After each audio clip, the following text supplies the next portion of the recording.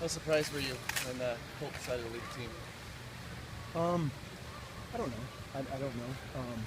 I think, more or less we'll leave the statement and the release kind of to speak and stand on its own.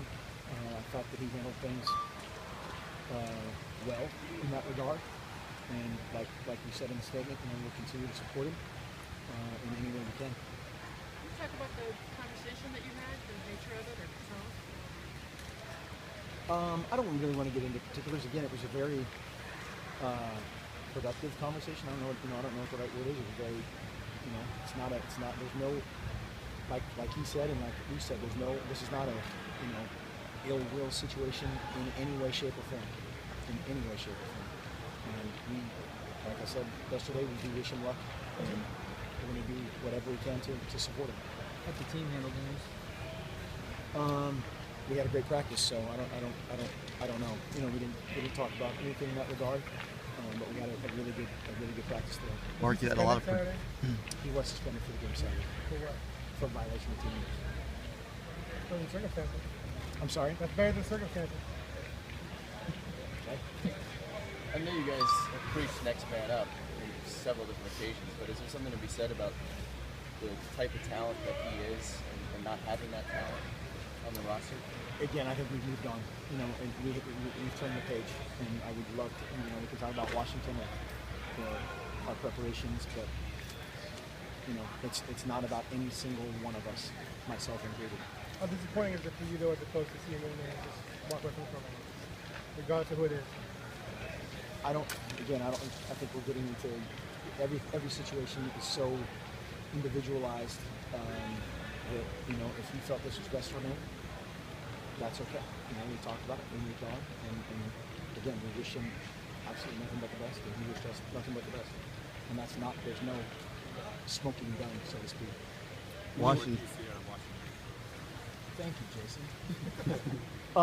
Washington's playing really well. I thought they obviously had a couple of the big special teams plays that really affected the game. Obviously, the opening kickoff was a huge momentum creator. But after that, defensively they're playing fast. They're playing a lot differently than they have in the past.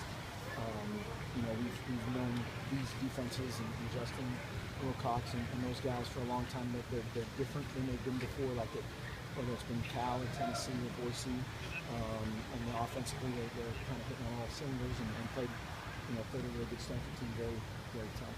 You grew up in Oregon, right? Mm-hmm. Where were you when you became?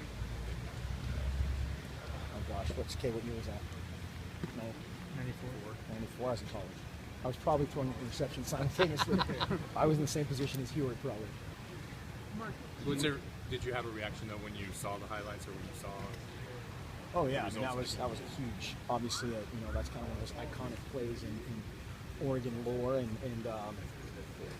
yeah, it was a huge program changer, at the time, and I think one of the things that catapulted Oregon to be, Oregon football, so to speak. So does a rivalry have a little?